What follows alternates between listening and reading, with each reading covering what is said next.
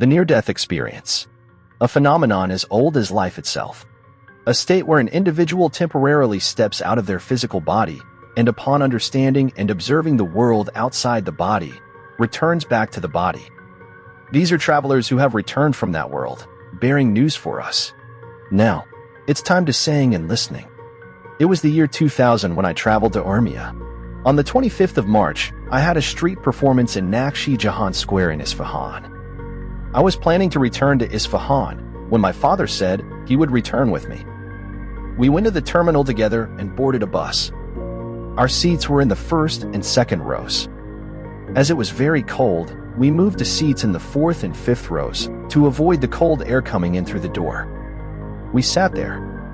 I put my bag in the overhead compartment. I asked my father, "Do you think my bag will fall down?" He said, "No, if the bus tilts it will fall." About 4 to 5 hours had passed since we left Urmia and reached Divandara. It was 2 a.m. when I asked why the driver didn't switch places with the next driver. The weather was intensely cold, with snow and strong winds making it impossible to see the bottom of the valley. I was pondering, thinking if the bus were to fall into the valley, where should I hold on to minimize the impact? I thought if I tighten the seat, it will prevent me from being thrown around and hitting other parts of the bus. Just as I was about to fall asleep, the driver suddenly shouted, "Ya Ablafazl." Someone shouted back, "We are on ice, don't brake. If you brake, we will fall into the valley." But the driver did brake. The front of the bus went down, and the bus windows shattered. My father fell out of the window into a pit. As the bus passed over him, he was unharmed as he was inside the pit. I was still inside the bus.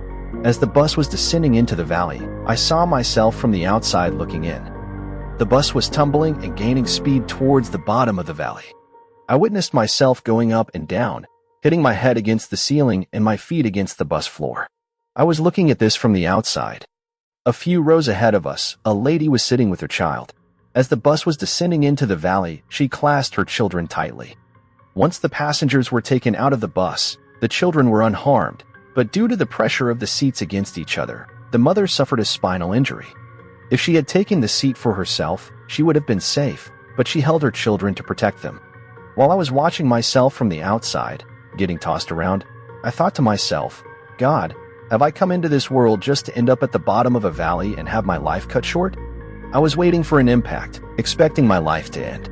At the same time, I was experiencing 4 different places: my childhood, the bus, being with my father, and a future where a mourning ceremony for my death was taking place.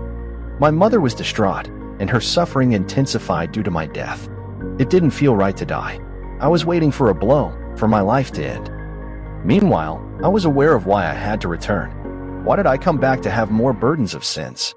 I wish I had gone and never returned to this world. The other world was much more delightful for me.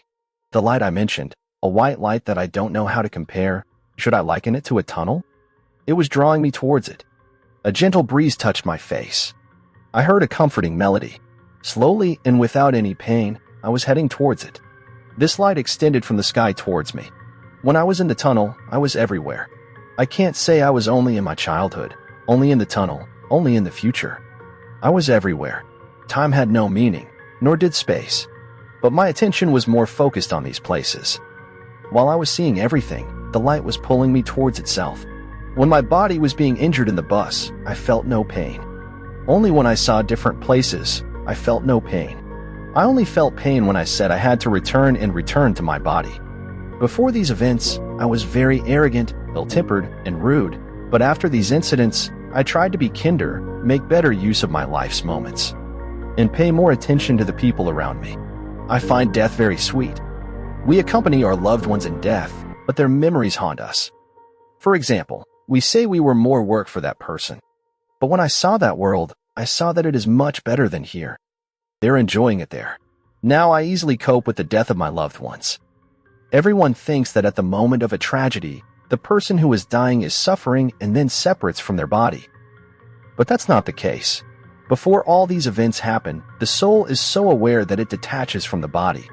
Upon leaving the body, a bright space opens up, and the soul enters this tunnel of light. I cannot describe the light. I don't know what it is. Is it God's light?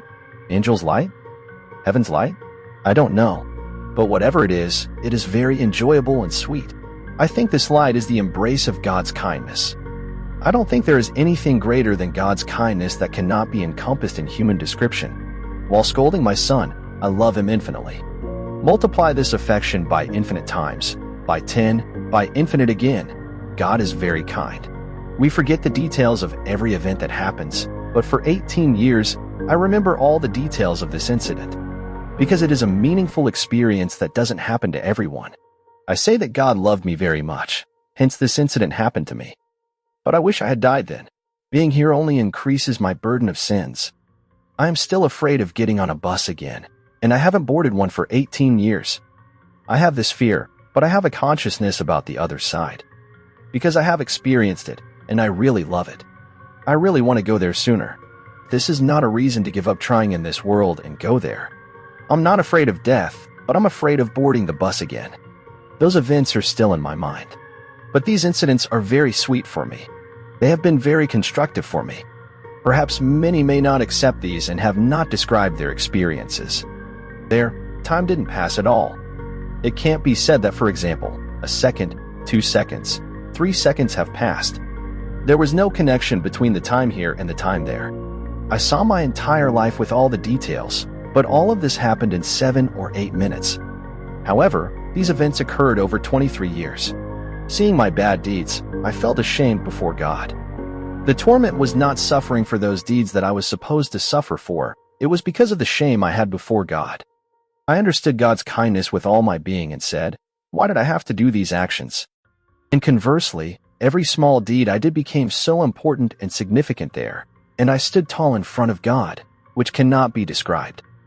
This experience is one of the experiences of near-death individuals. Over 100 experiences will be published on this channel. To hear more experiences, subscribe to my YouTube channel.